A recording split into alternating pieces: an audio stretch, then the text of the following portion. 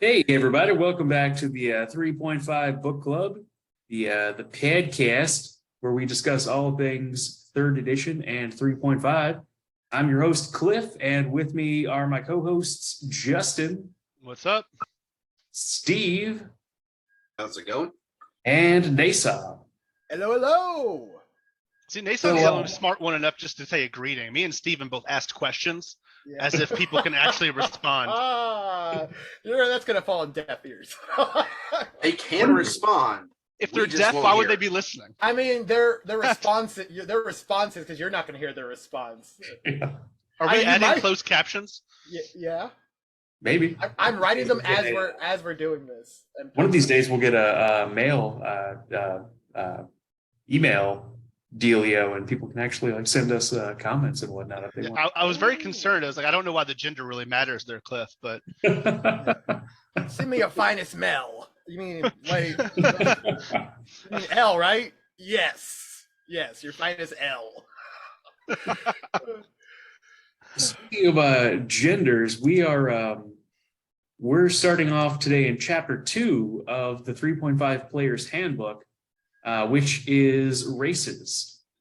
And 3.5 kind of upended a lot of the common wisdom that you kind of saw in second edition. Like second edition, I know if you play Baldur's Gate, a half orc is a core race, but that really wasn't. I don't believe that was core in second edition. Not in the revised second edition Player's Handbook anyway. But in 3.5, we see this huge kind of expansion in terms of, what races you can be, what, we have favorite classes now. We've got all these different racial abilities, which I think is really flipping cool. I mean, if you're a human, you get an extra feat. But I mean, I think gnomes had something between 10 and 15 different abilities. Oh yeah, completely. Well, that's one of those things. Also, I agree with is that there. So first thing, feats are amazing in 3.5. We'll get to that later. But the feats are like that. Just a feat is completely wild in itself. But yeah, the abilities that you get from all the other this random race variants that you're getting.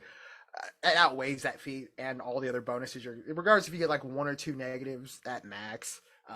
The favorite class thing is was that new? Is that always been in in second edition and D&D 1? No, the closest thing that I think second edition and first and basic had was restrictions on what you could be. Yeah. Second edition and before, if you were a gnome, you could only be an illusionist. Okay, and so that's what I was thinking is that it changed. So it changed from being where you could only be these. Now it's this is kind of this is what they're good at racially, but you can be anything you want. You're just going to get more bonuses for kind of doing that or staying within that track line. I know it really goes towards XP and multi-classing also when you pick your favorite class first. That's one of those neat things in there where you can still kind of build towards things. It really doesn't matter though. I don't really feel like people focused on that part of it in the long run, the favorite class section of it. It was just kind of neat to see them trying to keep part of that original skill and keep pushing it forward. But in the end, yeah, it kind of became useless, I guess, to be this is their class restricted choice by race. You could be an elf barbarian if you want, I guess. 100%. And I think Pathfinder did do away with that. I don't think there are favorite classes in Pathfinder. There was not. But I don't think there are. I'm not super fond of, which this is something that will come up multiple times. I understand that when 3 or 3.5 came about, there was actually a lot of expanded. Well, it's kind of like what we touched upon about there are some more races available in 3 and 3.5, but I still think a lot of the I guess you'd say the wording in 3 is still at least it's shepherding you in one direction. It feels a little less open compared to the wording and some of the subsequent versions.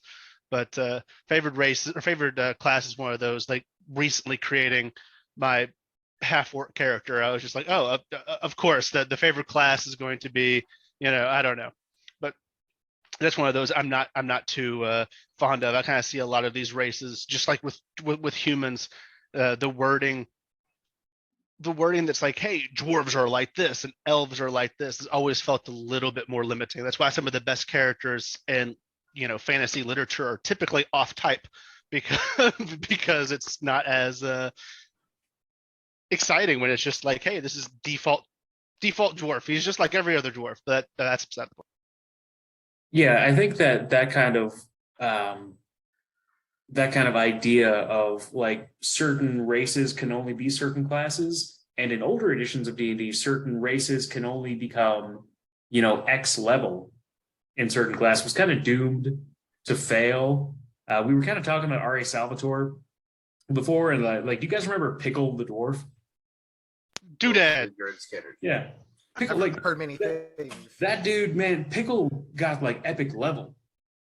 Like Pickle was flipping opening portals to dimensions and What? stuff, and like in other editions of D&D, he couldn't have even been a druid at all. No, going back to the favored classes, one thing I find really interesting is in third edition, gnome, their favorite class is illusionist. But when you get to 3.5, they switch it and it becomes bard, which is kind of off character for everything about the way they portray gnomes, as gnomes are magical illusionists, kind of like tricksters. Well, I mean, I think is you got it. I mean, is it because bards are mostly related to tricksters, and weren't elves and wizards kind of like elves and the arcane so synonymous that they didn't want to break that apart? I think is what it was. Yeah, the official reason why Wizards changed it from illusionist to bard was because illusionist is a specialist wizard class. It's a subclass. Oh. And they were like, we don't want to have a subclass be the favored class, which you get so many benefits to being a gnome illusionist. Like gnome illusionists got a lot more benefits than just like a normal any other race picking to be an illusionist. Yeah, I think it's a weird decision. I mean, I'm not sure that I'm really 100% on board with it, but that was the reason that Wizards said they changed it, because they just didn't want like this like class within a class to be the favorite class. And also when you go looking at like what each one of these races get, like half orc is still getting thoroughly shafted in these editions. Oh no, because giving them a strength bonus is so beneficial that we can give them 2 negatives. I've seen so many like forum arguments about that recently, making a half orc, and it makes me want to pull my hair out. Start off like every class, all the other races equal out to be about even. They get a negative to something, but they get the exact same in a plus. Half orc is the only race that starts off with a -2 to your stats. Overall. As far as the base class. It has to be because they were like trying to push them towards being more of like, they're orcs, right? They're like, they're orcs. We want them to be like that somewhat evil looking thing. So they're trying to play off the whole they're evil races. But I mean, even when you go into the books that all of this was like, there was written from all of this, like there are those orcs in there that are highly intelligent. Like there are cities that are run by orcs with gnomes. In there, even if they weren't, like let's say I have a dog, okay, she's exactly half lab and she's exactly half Rottweiler, but that bitch is like 85% Labrador. Like genes just don't work that way. It's not like the orcish genes are just gonna bitch slap every other bit of the gene pool, and it's just gonna be like, nope, you gotta be a big dumb brute. I think what happens is they also felt like they were being generous. Is at the bottom of the thing where it talks about each individual thing. So like, yeah, but if a half orc's intelligence would have dropped below 3 because of the -2, it stays at 3. They felt like they were being generous by making no, they're always going to be stupid and ugly. Constitution, or not Constitution, strength has such like from what I've read, it seems that they believe that strength has such an impact on like damage dealt, especially early in the game. That means you can have a 20 strength, right? And that's the highest. That's what, a +4? Is that a +4 modifier? If I don't know, but so they believe that could have been a strong enough boon to let that happen. But it's just like I was saying, I almost said last time, that like a lot of these characters have, part of it's the physical attributes, which can be undeniable, but you also have like the attributes that make your character's personality. I don't want to, like, by making him by having 2 negatives on 2 of your strongest probably personality traits, being intelligence and charisma, like your other personality driven one probably be like wisdom, etc., whatever. But it's kind of like we were just talking about, or not orcs, we were just talking about dwarves. Like when I think about cool dwarf characters, like yes, you have your Brunor battle hammers. Like if there ever was a generic, like, I mean, I love Brunor, but if I look in that same world, that one dwarf that was super clean, he was the attendant to the elf who that Driz saved, ages ago, but he was her attendant. I can't remember. He was something like not Skull Crusher. It was something Skull Crusher because it was like this badass last name, and he was just like this clean elf. And then you have the smelly guy who had the pointed armor and was. See, I'm a very bad fan, obviously, because I'm not remembering any of these names. I haven't read those books in almost 20 years now, but I know who you're talking about. But I can't remember the name, but the Gutbusters were with the armor. Gutbusters. And then of course you have Pickle. We just said earlier, like those are they're the oddballs, but those are the characters that I love. Those are the characters I remember. So I felt like a lot of these ability adjustments, especially this damn half orc, it's kind of rough. I mean, the ability adjustments, like they're fine except for the half orc, but also in looking at it, like, why does the half elf? Is the half elf the exact same stats as the human? Is that what this is? Yeah. Yeah, half elves get no pluses or negatives. They kind of get the shaft a little bit, but they kind of. Did they not get the feet though? Right? They don't get the feet. No, they don't get the feet, which is the biggest negative. Yeah. So like, I mean, I feel when we're hearing half orcs, but I think both the half races are getting kind of shafted because the half orcs, yeah, they're getting the double negative, but half elves are like, you're a human with 1 less feet. Like, you may look a little bit better, live a little bit longer, but that doesn't really matter as much in an adventure until like the end of it. And you guys are implying like he lived to be 300 years old, the oldest half elf ever. Like, no, you probably died in your 30s from a dragon biting you in half. Like, so like, it's weird to be like, well, yeah, you also don't get that feat. I don't know if there's another balance in there. I was looking through and I didn't see the other balance for the half elf for besides like listen and spot checks. There's not a whole lot, like, other than the +2 to saves against sleep and the increased skills. Yeah, there's not a whole. Well, they get immunity to sleep. Well, that's a regular elf. The half elves just get the plus. No, half elves. Make sure I'm in the right book. 3.5. It says half elves immunity to sleep and similar magical effects, and a +2 racial bonus against enchantments. Oh, that's cool. So they do still get that. Anything that affects elves affects them as well. Yeah, I think it might have been 3rd edition, the 3.0 book, where they just got the plus. But like half orcs also, they kind of got the shaft in relation to 2nd edition, because in 2nd edition they got a +1 to their strength and +1 to their constitution, which in 2nd edition was huge. That was giant. Like we didn't have the same, every 2 stats above 10 gives you a +1. It was a lot more nuanced than that, but they got a +1 to both of those, and then they got a -1 to intelligence and charisma. So it kind of evened out more there. Yeah, they could have done other things, like thinking about the half orcs. If they like, hey, you have -2 charisma, but you get a big bonus to like your intimidation checks. Like, I feel like that's because like that's a charisma based skill, right? Like, granted, you could put ranks into like intimidate, but like if I was trying to play a big dumb brute, intimidation shouldn't be that greatly affected by my poor, as a big great brute, shouldn't be that affected by my poor charisma. So like little things like that could have been done to balance it out a little more. I don't know. They also could have done what they've done with some of the added in races where, you're an orc, you have 2 negatives.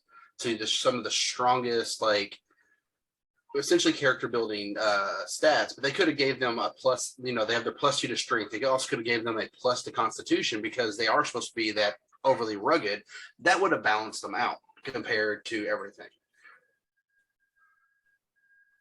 Also love how they're also trying to sweet talk people into playing half elves by saying how they're the natural diplomat between everything. But then when you read any of the D&D based literature, Everybody half hates elves them. are hated by both sides. Yeah. It's, You know what? They I'm are a the diplomat, logic. you're They are the logic of like Logic the Rapper. They're the Logic the Rapper of characters. So my question is if there's half orcs and half elves, like what's a ling? Like I don't know what a full ling is of a halfling.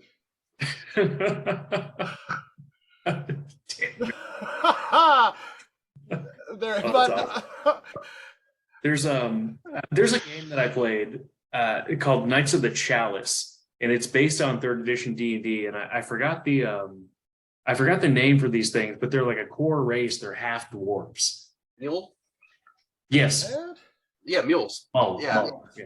wait, Well, what? they're- Okay, yeah, wait, it's MUL. It's they're half dwarfs. how did half with what? Half human. with humans? Yes. Oh, okay. What's We're the thirstiest race apparently because nobody fucks other races. That's our feat. Except- That's our except for special humans. feet. We fuck everything. Is that a mountain? It shivered. I don't fuck it. Genasi's Half everywhere. melon was born. And The that's how we have last juice genazis. Does it have a picture of these somewhere? I have never heard of the mole before, and that is crazy. Well, I a mean, if you juice remember when we played Yeah, juice genasi. 3.5, I actually used they have the ability to make any half race, like stat wise, and I created a half dwarf only because they didn't have a stat block at the time for them. I will let you know how funny this was. I googled half dwarf. First I googled mule, and it brought up a picture of Vin Diesel. What? MUL, correct? Yeah. Yeah. Family. Yeah. It's a picture of Vin Diesel. With Are you talking about the female half? it says mule gladiator. Is that a female? It's like on the second. It's on the second row. Yeah, that's Vin Diesel. That's 100%. I should have clicked on the picture. It says Neverwinter Vault. They do kind of look like a Vin Diesel. when you That's Google them. 100% Vin Diesel. I advise Kidding, everyone he does listening play to D&D. this to go to your Google search, put in MUL, go the second row all the way to the right, and you'll see Vin Diesel from It's Neverwinter funny Vault. when you see the pictures of what they look like. They just look like human-toned, shorter Goliaths. Yeah, I don't get it. Like it's like they're bald. What? They're just bald and bald. They're bald with facial hair. Like even the females, bald. That's neat though. I've never heard of a mole before. That's really neat. I do like Yeah, mole. Oh, Was that something added after 3.5? I don't know where they are in 3.5 because I've never actually seen the race in any of the books. Actually, it is in a book. Hold on. Let me pull up this thing. They were released in a book for 3.5. Yes. That's very much Vin Diesel from Pitch Black, just The- edited to look But like it's- Goliath. But you see what it says, Neverwinter Vault. I'm just letting you know, I Googled mole and Vin Diesel popped up. That's all I said. I didn't say verify everything else. I just said exactly what I said. Neverwinter Vault. It looks like it's just community created stuff for Good for them. the online portion of Neverwinter. But yeah, that's very much That sounds like canon. Sounds like family. That's what it sounds like. You never turn your back on family. Doesn't matter if they're in a dragon's hoard or on a keep somewhere. You never turn your back on them. That's what's going to happen the next time there's a TPK. Vin Diesel's just going to drive in. Yeah, so I want to boon to Vin Diesel, and that's like whenever my life's in danger, he shows up just to like save us. It's like TPK moment or family. You're like, He would okay. be like a patron in DCC. He needs to be a patron in TCC. He does. But this That is, needs to make that happen. I will make that happen. That'll be awesome. But like, look at this, man. Like, look at the dwarf. Like the human, yeah, you get your feet, which is huge. in 3.5, It's huge. incredibly huge. But the dwarf, let's look at all these abilities that you get if you're a dwarf.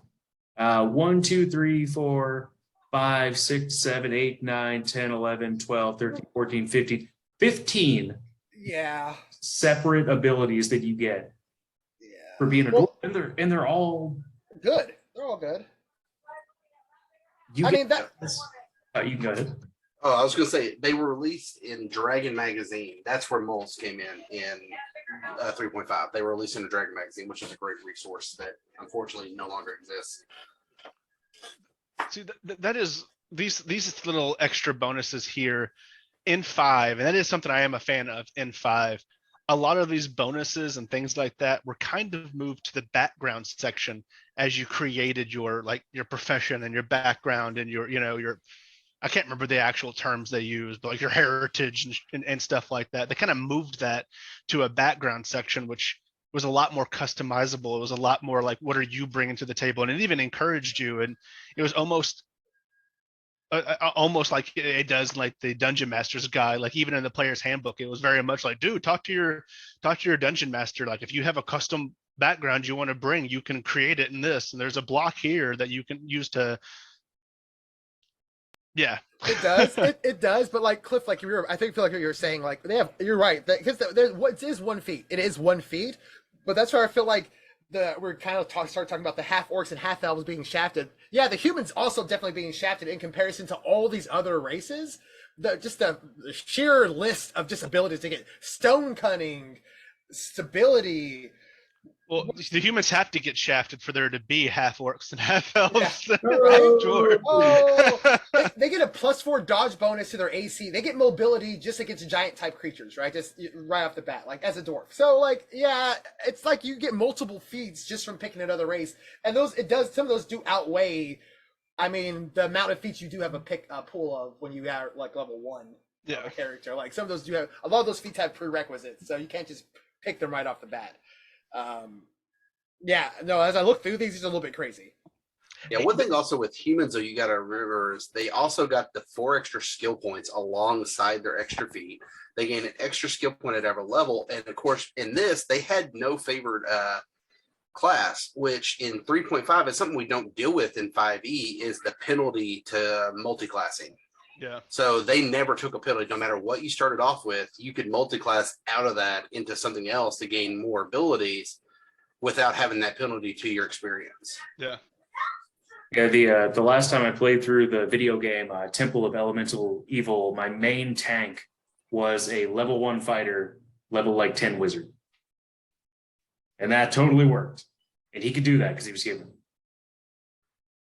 We were wrong. I feel also that, yeah, humans needed something else, but I also feel they didn't really give humans that much because there weren't as many people that they felt like were going to play humans, because they felt like anyone who's playing this, they're going to play a fantasy race because we're all human anyway. Why do you want to be the same thing you are? I'm enjoying hearing some of like your arguments for like how humans aren't overpowered, because like when I was like growing up and reading these books, I always thought that, hey, nobody wanted to play humans. So I kind of took it as them not having a favorite class, them getting all these bonuses to things like feats and stats and stuff like that. I was just like, oh, that's just enticing them to play humans, because like nobody wants to play John, when you can be,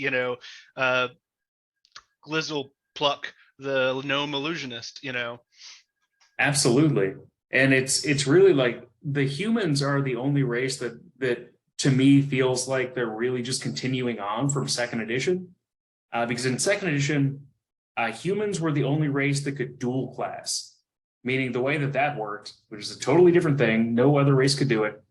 You could start out the game as one class, and then at any time you could stop being that class and be another class. And then once you got to your level of experience that you were at in your original class, then you get all of the abilities of both classes. And you're both classes. I want that. Bring that back. We can bring that back interesting. now. I have never played a D&D. Like one day, like I think I'm going to prefer 3.5 or 5, but one day I would like to play just and like a D&D campaign just cause. Hey, I'll run it absolutely, but if you can't wait that long, just play Baldur's Gate. In Baldur's Gate, if you make a human fighter mage, just strongest class in the game, hands down. Not even a just it's in its own ballpark. Like level 9 fighter, level whatever mage, you'll just solo the game. So my question is the letting players start with a feat at level 1, just a baseline your level 1 player giving you a level 1 feat. Is that a homebrew thing? Because I feel like I hear a lot of people doing that, like especially from 3.5 and 3.0. Was that never anything that's really in the game, like as like a thing you could do? Because I feel like it's valid now. They're like, you can search your players off with a feat if you want to, but humans already get one, so humans would get 2 feats. But I just felt like, yeah, humans I still look they don't get that much. I get the 4 skill points per level, but you're looking at these racial bonuses. I mean, saving throw bonuses, like immunities, dark vision. Dark vision's crazy. Dark vision's crazy good. Like once you start applying dark vision to like non-combat situations, combat situations, that's everything. That's everything. The feat, the first level feat, it's part of just the normal level progression. Everyone gets 1 feat at level 1, so humans do get 2 then. Okay, so, and then they get 2, and then if you're a human fighter, you get 3, right? Yeah, because you get the bonus combat based feat. So let's not forget the skills. They get 4 extra skill points and then 1 extra at each additional level. Yeah, so you think about it. You make a human. So say you're playing a human. You're playing a human rogue. Rogues get. I believe they still get more skill points than a lot of other ones. Yeah, so you get that extra 4, and then plus every level you get another one. Yeah, so a human rogue with like say a +3 intelligence modifier is going to just be the most skillful motherfucker. But the thing is, that's true. But in reality, not reality, but this is a fantasy game. No, my bad. But not that. But the thing is that you can't, even if you roll a 30 stealth, you can't hide behind a parakeet. You know what I mean? Like you can't be like, I grabbed this broom, I'm hiding behind it. You can't be an orc and be like, I'm hiding behind this broom because I rolled a 30. And it's like skulk. If you're a skulk and you're like, I can blend into camouflaging and around. Yeah, it's different. But like, so skill points are good, but they're only good to a certain point in certain instances. While like dark vision's always good. A resistance to poison is always going to be. You good. say that until I nail a performance check, which causes a distraction, and then I nail a hide check, and now they don't see me, and then I nail a move silently check, and now I'm behind them, and they're dead. Or nail that performance check, and now they're stuck, and you're playing a bard, and now they're stuck in illusionary terrain, right, Nathan? I mean, that it worked until I had an item that said, "Hey, you're not affected by mind effects," and then that still the became DM felt bad for you. No, you're part of a party with multiple people, so exactly. I mean. Exactly. So you're in it was one of the other situation. players that was doing it to him. It was the player / DM. Yeah, it was, and that's the thing about it, though, right? So you just made the exact point that I'm talking about, though, because a saving throw is better than skill points. So if I had a stronger saving throw to resist his illusionary effect, I wouldn't have been affected by it. So having like that tells you play a gnome. Or a dwarf, or something that's not a human. Exactly. So humans like that extra skill point's going to go far. But it's not going to get you. There are feats though that give you bonuses also to. I was just trying to look that up. I was like, there are feats that make up for. Iron Will, Great Fortitude. I do though. But you're using your feat that you get to make yourself more dwarf-like, or more halfling-like, or more elf-like in that regard. Which is why their flexibility makes them one of the cooler races, even though they're the most boring race. Cool. No, they're cool. They're a cool race. For customization reasons, but you're talking about 1 feat once again in comparison to the laundry list of abilities that are on each of these characters, minus the 2 half ones. I mean, grant you, I can also clearly say that any character I have ever built in any game I've ever played has never been a human. I've never played a human in any of the systems that I've played. Oh, I love playing humans in them because of the extra feat. I love the feat pools. I love feat pools. The extra feet and the skills, I do think are. Yeah. I think they're a lot cooler than Nason's giving them credit for. Like, because I mean, those over time, if you're in a long campaign, are going to outshine any of these bonuses that you're talking about. Honestly, I'm looking at gnomes. Gnomes might have the most ridiculous fucking list, but I am a fan of all the size-based stuff. I know I kind of hated on some of the like shoehorning of racial characteristics earlier, but all the size stuff in 3.5, I didn't even remember that it existed, and I thought that was super. Cool, or like with dwarves if it's a giant type. Yeah. Well, which it goes back to the whole like same thing with like when you get to rangers, like they had those hated races and stuff that they fought against constantly. That we'll get to when we get to ranger. And the thing about feats I was talking about though is that I think the feat pools are great. It's just you have to look at the feats that you are able to get at level 1 and not all the feats, because you don't have an option of all the feats at level 1. So having 2 or 3 feats at level 1 is cool until you realize you can only get so many. Like you don't have the whole option. You can't get I don't think you can get mobility without having a certain dex prerequisite and something else, right? Yeah, you need dodge. That is true. Yeah, so like using 2 feats to get that one ability that dwarves get against giant-sized creatures, they immediately get mobility right off the bat. They don't have to get no feet. It's just baseline there, and you're already small. And their favorite class is fighter.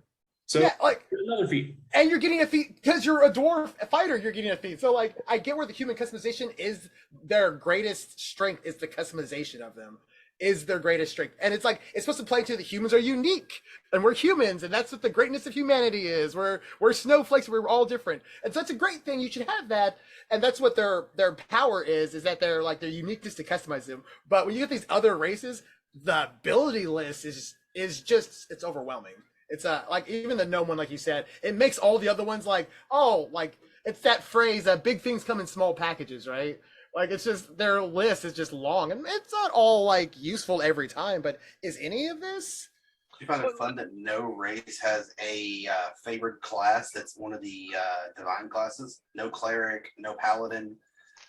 Isn't there some extended races that do? Well, when you get to some of those, but those are I'm talking about for core. Yeah. I was which just wondering is really if there funny was when you think about it. That dwarves, like their culture, like they are all up into Moradin and I can't remember the other crafting ones, but like it's all built throughout their culture.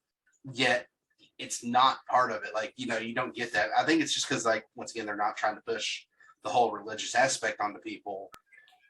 With the exception of the size bonuses, like the size stuff, because that can be pretty significant, right? Like +4 dodge to AC against monsters of giant. That can be significant in specific scenarios. But most of the stuff that you guys are talking about, that's like, oh, they have this laundry list. I was like, we're talking about small 1 to 2 plus bonuses. Those ranks that we were talking about with skill points outshine those in no time. That's why I give those a lot less of a I give those a lot less credence than you guys do, because I'm just like besides like the size bonus stuff, immunity stuff, and vision, like all of these bonuses, I'm just like, oh man, like you might not get them immediately, like, or you do, but you get the +4 to anything, but the getting the +1 every level is going to outshine any of those bonuses we were talking about so quickly. It's not going to matter. A human fighter, I think, is one of the most like versatile, because you get those extra skill points, you get those extra feet. I don't know. I think it's right. It's more the customization. I don't know how the math actually adds up, but you can't add the class into it, because if you add the class into it, then you get a dwarf fighter, right? So you get that extra feat also. So if you're going just race. Oh no, the only reason I mentioned the fighter, because the fighters get the bonus feats throughout, but the humans also get bonus skills throughout. So I was just saying, by getting all of those bonuses, I feel like human fighters are one of the more customizable. And they are. So you're right. I shouldn't bring up the class as well, but that's a combo that I always think of, because I'm just like, oh, you get so many bonus shit. I'm just like, I can be whatever I want to be. Yes, I'm a human fighter, but I'm actually a long range stealth archer. Like, fuck you. My thing about that is that once again, it just goes back to that the skills that you have are good, but the skills don't break the world. You know what I mean? Like magic breaks the world. Like if you're like, I'm casting a wish is going to alter reality. You can't perform reality changing. You know what I mean? You can lie to somebody really good, but you can't light it through magic. You can't lie through. I'm a boring circle of person. Truth and of, some of truth, whatever. I like the more like Game of Thrones, like But, I think when I'm history- thinking of like the Game of Thrones, I think of like a lot of the characterization and like the cool dialogue and like the politicking and all of those skills, and I always find those interesting. I'm significantly less interested in, well, I casted this badass spell and I blew up the world. That's just never been how I've enjoyed. Well, I enjoy playing, but I know that a lot of people are more about that. They're more for the crazy ridiculousness. There's a lot of abilities and spells though that are people look at and think they're only for combat when they're not. You can just be like, oh, well, I'm going to use this outside of combat, especially those kind of social situation spells, command. Those are huge. I mean, like both in second edition and third edition had a ton of out of combat spells, and like older MMOs like Ultima Online and EverQuest, like they had a ton of out of combat spells as well. And I do feel like that's something that was kind of lost in modern editions, especially in fourth, because like in fourth everything became combat basically. But like on the human fighter side, like if you're a human fighter, you can take power attack, cleave, and weapon focus at level 1, and then just be another class for the rest of your life. Like they're really front loaded. Like nobody takes one. I guess that's true. Unless you're qualifying for a prestige class, which is another thing because we do have racial prestige classes in third edition. Yeah, that's also true. Oh, that's right. There are. Yeah. That's crazy. You know what? I didn't think about that though, Cliff. Is You're there, right. is there a human prestige class? That you could have. I didn't think about front loading it and taking one level of fighter and then just moving on, because it is also your any favorite class as a human. So you probably could just. I mean, that half orc I was just talking about, there's a reason that I end up with mobility, combat reflex. It's like a set of 3, but I have all 3 like right off the fucking bat. And it's because of those bonus feats. And if I was a human, it'd be even more ridiculous. But And feats are huge. But is there, before we move on to classes really quick, is there anything else that you guys think we didn't really touch on in the races section? I would like to know who decided how these names were made. Oh yeah, no, the names are so good. I actually want to go up to gnomes to see if Stumbleduck is still in there. Oh God! Yeah. Brand dog. why you look for that? Can I say something? No. Okay. I mean, we're going to listen. No, one of the things while reading this, because I reread this chapter today, and it was kind of the inconsistency with a lot of the wording for the races. I know, like earlier, I kind of complained about how they're very heavy on the stereotypes in this game. Obviously, like we just talked about, humans are customizable, but everybody else, no, you're one fucking thing. But so it's like half orcs personality. Half orcs tend to be short tempered. It's very much like, hey, they usually are. But then if I go down one more section, it's less. Maybe it's halflings prefer trouble. They just do. They prefer trouble. Half orcs tend to something, most of them, but like there's a lot of inconsistent wording, sometimes even in the same race, to where they have this open-ended type of description, and then it's just like, hey, this race does this. And it's like, oh, okay, but that's just a complaint about the inconsistency in writing for this section. I think that's legit. So check this out. So we had another guy with James. So James named his character Gerbo, which is right here in the gnome section. I named my character Stumbleduck, which is right here in the Tigger Willies. And Justin named a character One Shoe, Cloak, Knackle, which are all here. One Shoe, Cloak, and Knackle, all right here in the gnome section. Like, so in our group, so many names came out of this little section. That's hilarious, is what that is. There But I was like, oh, that's such a cool name. It's like, oh yeah, I totally made it up myself. Well, Yeah, I totally. it's almost a little disappointing though, because it says gnomes love names, and most have a dozen or half dozen or so. So out of all the options, you guys really just stuck to these. One thing I love when The you whole get to, name. they released the races of books that actually went in depth more and actually gave you a larger selection of names, how their names are, like the prefixes and stuff like that, and suffixes of names to build them yourself, which is just a great expansion that they did. I agree. Those books were fantastic. I have nothing bad to say about those books. I mean, they really did kind of usher in a new era of splat books. And like some people don't really dig on splat books, and I can kind of see why. But like even like now, Paizo putting out all the splat books for Starfinder. I love those books, man. They're great to just go through and just do a delve like for all the new information. Before we leave that race, is also one more thing. Why are half elves' heads so long? Like right there. Yeah, what's up with that? Like go back down. What's up with this head thing right here? Oh, that's a halfling. I mean, is that a halfling? Yeah. does it Oh look man, yeah, like he's that? oh dude, yeah, he's got a long. They were all Are they part dropped. xenomorphs? What's going on here? Well, it's because Have you ever watched Coneheads? Oh Oh, my Mason, goodness. Yeah. it's because they're so short That's that the once they link. fall out, they immediately hit the ground. There's They're all half Dan Aykroyd. no, but I saw just went into it. Like we talked about prestige classes and that there were racial ones, and like the racial paragons, which are based off of, you know, you can only take them if you're a certain race. Humans, the only one that has 3 different selections. What are they? Let me get back over here to it. So humans actually get 3 different like paragons, which they're short prestige classes. They're only like 3 levels each, which is what the paragon prestige was. So all of them are only going to be 3, but they have the ability that if you're a warrior, they have a 3 levels of that. There's the skilled. So if you're like a rogue or something that based more off of skill and stuff like that. And then you have the spellcaster. So they're the only one that has that variety because once again, humans are in the games are so interchangeable to whatever you want to do.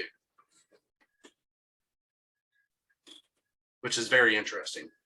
I say it's that accidental racism to where it's just like humans have the world at their fingertips, but The fun part is I'm sitting here looking at the full list of some of these, and I can't find a gnome paragon. Nope. Because they're just bards. What if you make a gnome illusionist bard? What then? I mean, then you're essentially a gnome paragon. It's like, yeah, guys. So that's some cool stuff, man. I really enjoyed checking out that races section.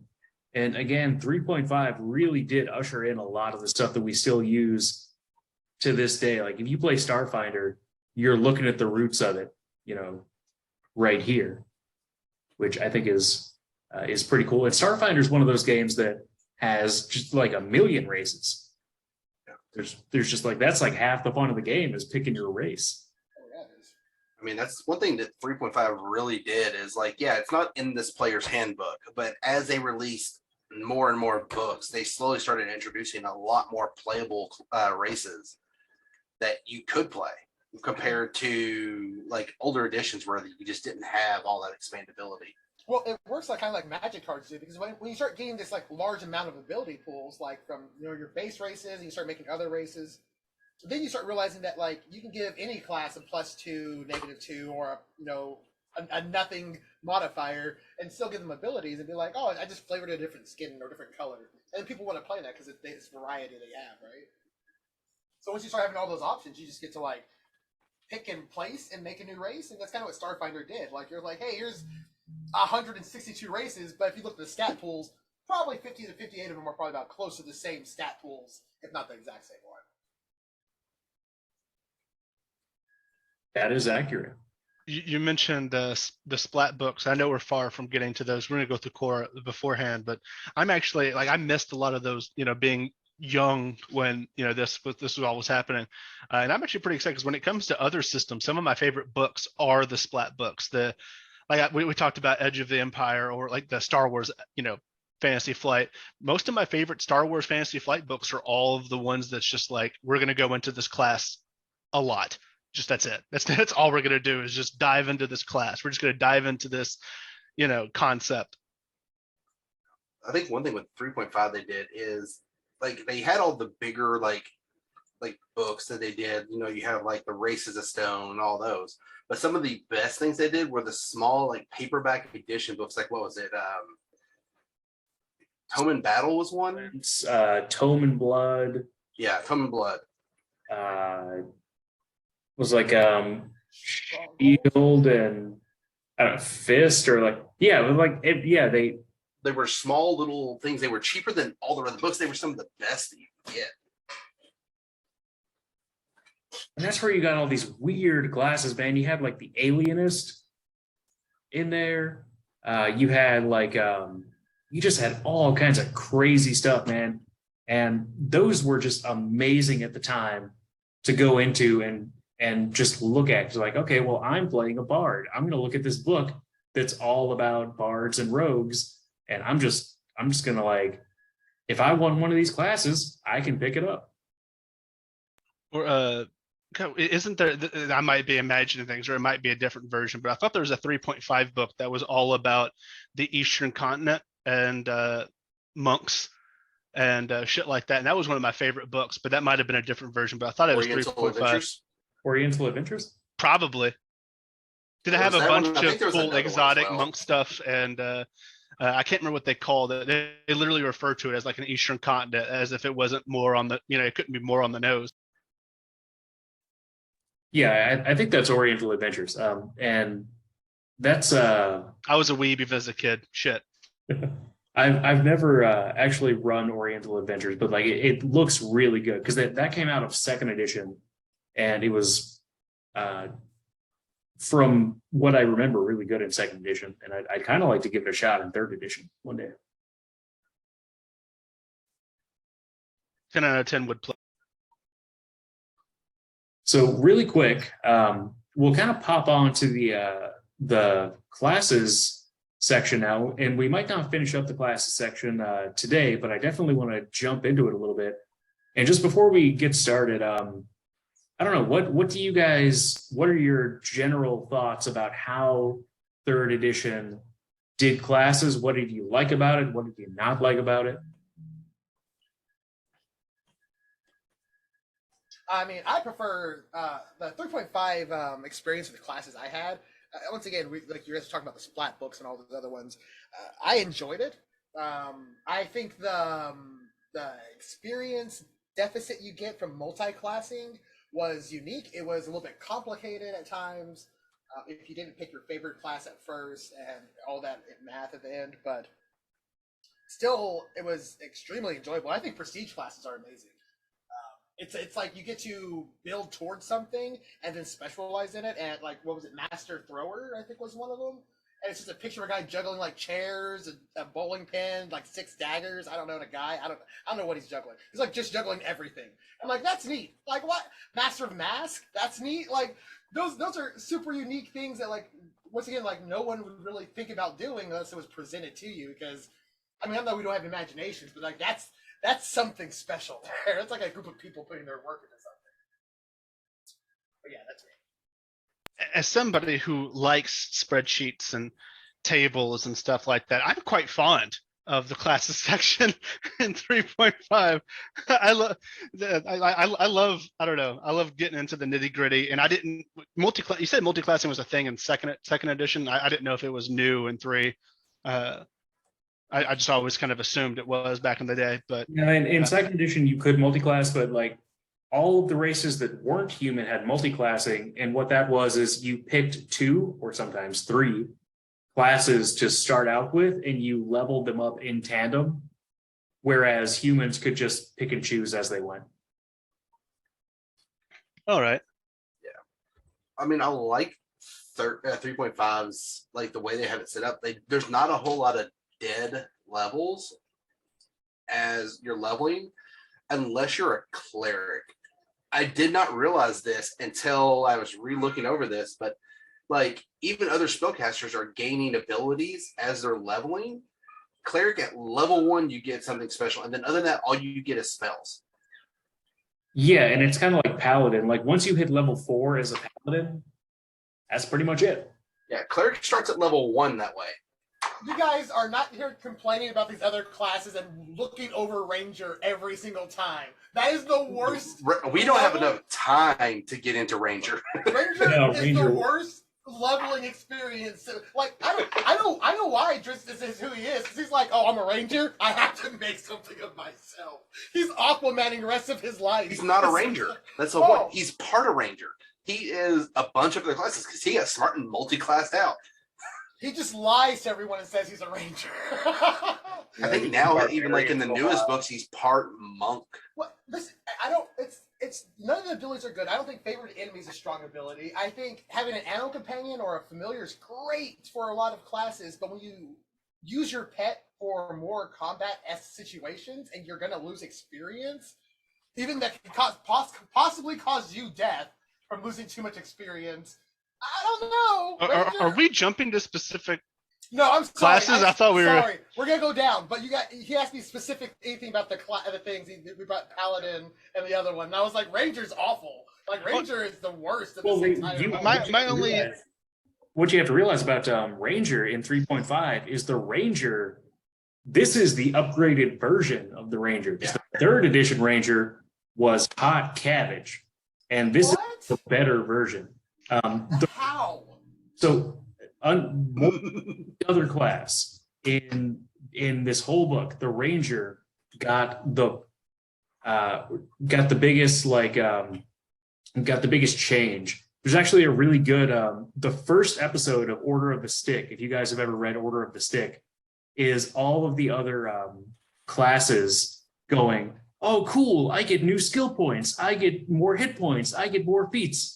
And then it goes over to the Ranger, and his daggers just shrink because 3.5 introduced weapon sizes. He's just like, but yeah, like in 3rd edition, basically the Ranger was not great. So, here's the fun part. If you can move to the Ranger class on there, I want to show you the difference right here because I have the 3rd edition book. I had never really looked at the 3rd edition book. We'll see how well this works. I just want you all to see this difference. As we get down here.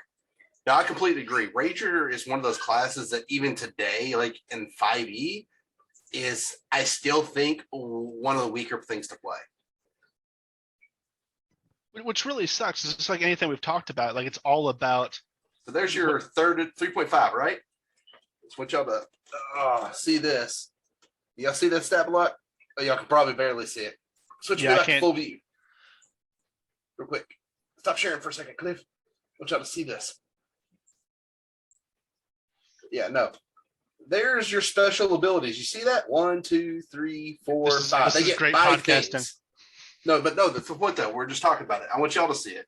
They got 5 additional things, and all it was favorite enemy. That's all they ever got. So that's what I remember. It was just the favorite enemy part. That they just got 5 favorite enemies. These are. I mean, this is definitely an upgrade to that. But I mean, like you guys said, even in 5, even the most recent version, there's still a little less than desired, which really sucks because like the biggest thing about it's all about character development. If your character is why Drizzt is a Ranger. Drizzt is a Ranger because of his relationship with Myliki, his reverence for nature. Like even in granted, I know there were books 4 through 6, but like even in those early books, he was talking about like how he felt about the sun and like the bird song and stuff like that. Like from the very beginning, he had that relationship with nature immediately, and that's why he is a Ranger. Being a Ranger doesn't mean you have to be ranged. It doesn't mean you have to be up close. It doesn't mean you have to, like all of that is just more character customization. He's a Ranger because of the undeniable fact of his relationship with nature, and also because they gave him a large cat. Well, but that kind of feeds back to what you were saying earlier about the races. Is that then couldn't I just be a fighter that loves nature?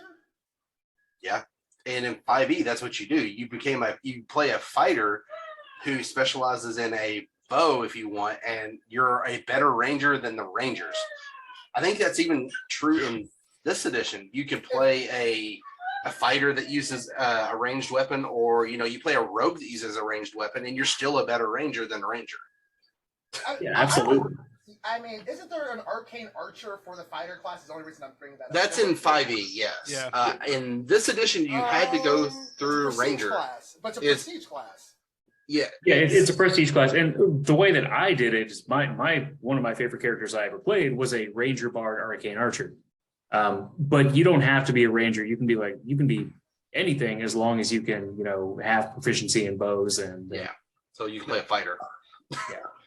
And obviously, clearly, I have more of an issue with you being limited by your race than I do, because a class is like a job, Oh yeah. I'm not limited because I'm a human. I just happen to like technology, so I work in technology, etc. But like with Ranger, a lot of it has to do with the not only your love for nature, but your like extreme distaste of that which is not natural, your favorite enemies and stuff like that. That's a big part of like 3rd edition Rangers. A lot of it is that favorite enemy. You're supposed to hate those evil races so goddamned much. But if that's not part of your character, then maybe a fighter who just, I can be an MMA fighter and love horticulture. You're not wrong. I agree with you. I think Ranger really got very well when they started releasing the variants for Ranger. I think there's a variant where you get rid of the favorite enemy completely. Well, my problem isn't the favorite enemy thing. I think favorite enemy is a good idea in like theory. It's just that favorite enemy doesn't do anything worth value except for slowly, if anything, move the story. And not move the story in a good way. It's kind of like, well, we're lost in the woods. I'm gonna look for angry half eagles around here, and you're like, yeah, I fucking hate half eagles. They're over there. You fucking you guys go fucking chase half eagles because we're the best to fucking kill half eagles. You know how many NPCs I've made Ranger because they're like, hey, this is your guide through this forested area, and guess what? They happen to fucking hate orcs, and guess what you might run into? Orcs. They're a really handy NPC to have because they have tracking, and they have also. I just wanted to comment earlier. You said you couldn't hide behind a fucking broomstick. Bullshit. A Ranger alone here at level 17 can hide in plain sight. Okay. Go to hide. I was going to bring it up to him as well. So first thing, it was added in there. It was added in there in the back end. It was added there in the back end. He's just like Kronk in Empire's New Groove. He just like goes against the wall and is like. And we did bring up skulks because I did say unless you had hide in plain sight like a skulk, because they could just camouflage into midair. If you look at hide in plain sight in the more recent editions, it just gives you a plus 15 to your stealth. It doesn't actually let you hide in plain sight like 3rd edition did, which is literally camouflage. Like, not camouflage where it says camouflage, like you literally predator out in hide in plain sight. Yeah, like somebody's looking directly at you and you're just like, nope. But once again, if we jump back to the races, when they added extended races, skulks get that at level 1. So a skulk anything is better than a ranger anything. Nason, it's just like Naruto where the ninjas just randomly pull out that tarp that looks like the fence. Just, wow, I'm gone. Like, I'm a log. Wait, what? No. This is a reflective cloak. It just looks more like the environment around me. You just turn into a rock. I gotta say though, there's a ranger. It's an alternate variant of a ranger. It's called the Wild Defender. That's a better ranger than the actual base ranger.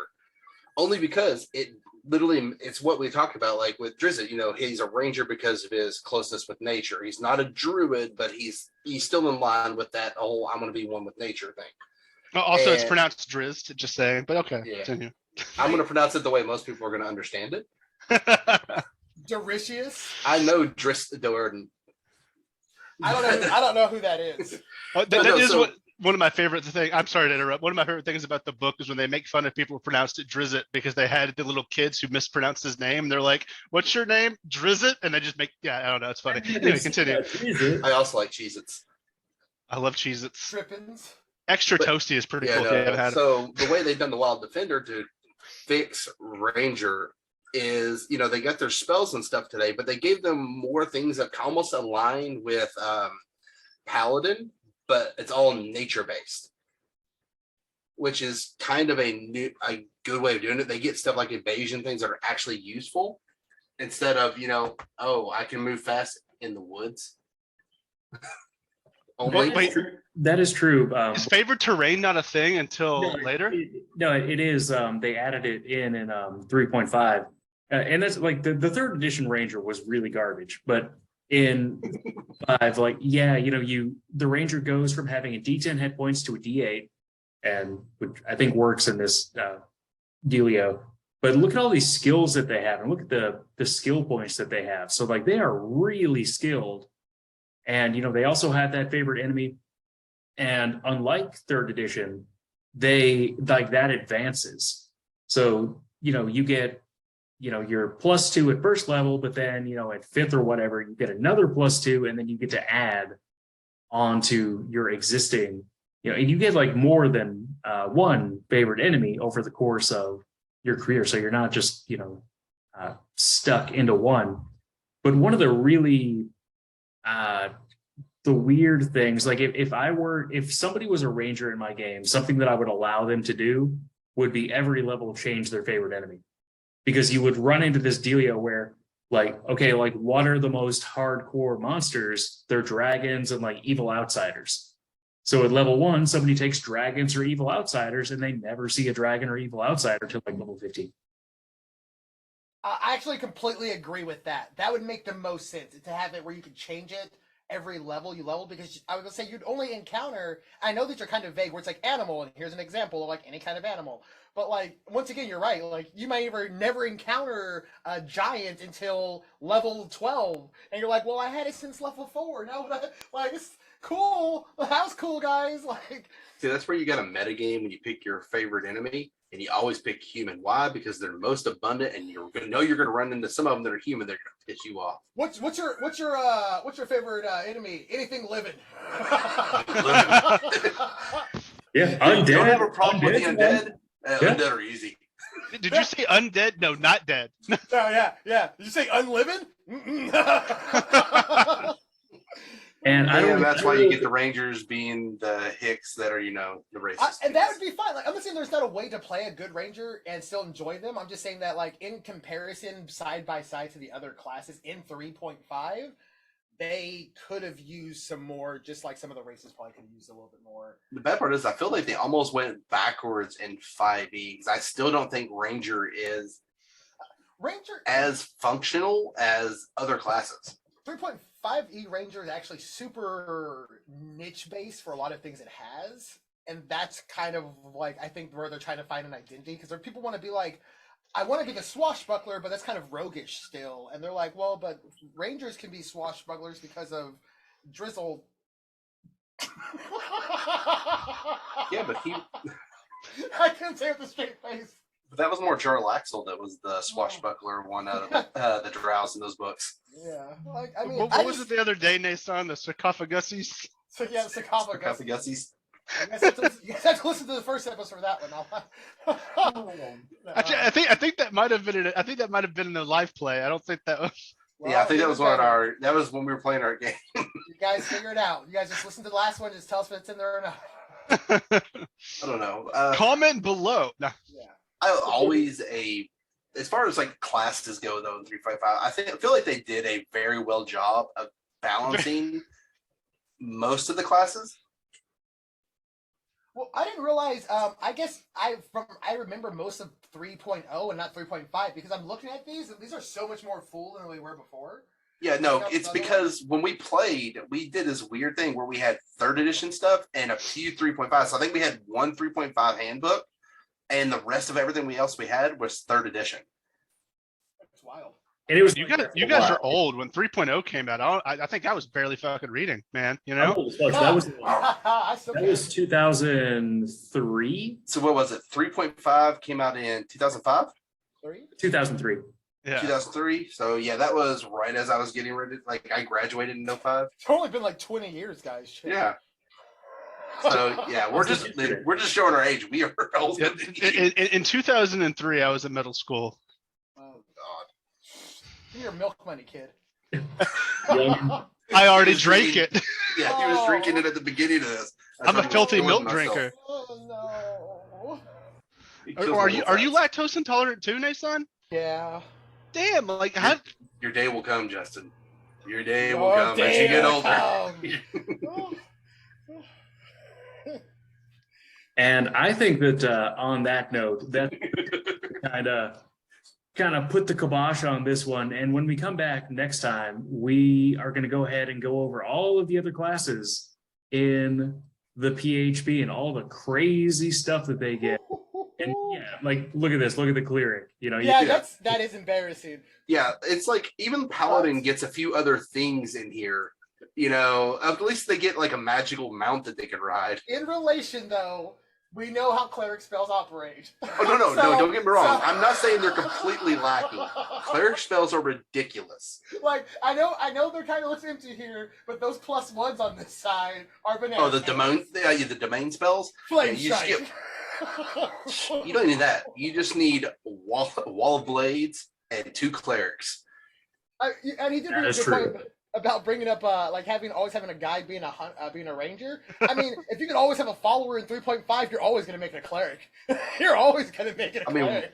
Yeah, done it. it's like when you play the Pokemon games and there's always that asshole who like heals you in the forests. Yeah, You need that friend. you just need that one. Yeah. That's where leadership is. Once again, when we get to feats, leadership is a great thing. You take leadership, you bring in a cleric. Right. No one has to play the healer. You just make them your followers, so you always have a healer that will make sure you're healed before everyone else. So what you're saying is that all my NPCs should be multi-class druid clerics or Yes. druid rangers, so they can. Yes. Yeah. Druid, Ranger, Cleric, Bard, Rogues. I mean, I can't wait till we get to the monster manual. It was a monster mash. So next time, every class but the ranger we can bring up though. Pretty much. Well, Like I hope I said, get a good grade. Once we got onto Ranger, we were going to be stuck on Ranger for a while. We didn't get down And our we didn't system. even go over all the changes. The good, Oh, one of the no. good parts. We're gonna go with the good parts. We'll finish off Ranger and then we'll go to everything else. How's that sound? Absolutely. So my prediction is we won't finish classes. Yeah, it's probably I mean, this is a big book. Like when we first started this thing, I was like, yeah, we'll do like one episode on the player's handbook and then one on the DMG. And Well, originally we were going to just do the player's handbook as kind of Yeah. like our getting into the groove thing. And then like, there's so much to be said about this one book. You also thought I read a lot faster than I do, apparently. If you're just like, yeah, you're gonna read a whole fucking book every week. I'm thought I could skimming read. a lot more than I thought I would, but it's also because as I start reading stuff, I start remembering all the stuff I read and so much back in the day. It's great. 100%. So I think that's where we're going to leave it off for today. And when we come back next time, we will get into part 3 of our however long this is going to be series on the player's handbook. So again, Don't get lost on tangents. It'll be a little bit sooner. yeah, man. And I have been joined by Justin, Steve, Bye. son, Hey, Deep Sun. And we will- Stevenson. and we will see you next time. Are you a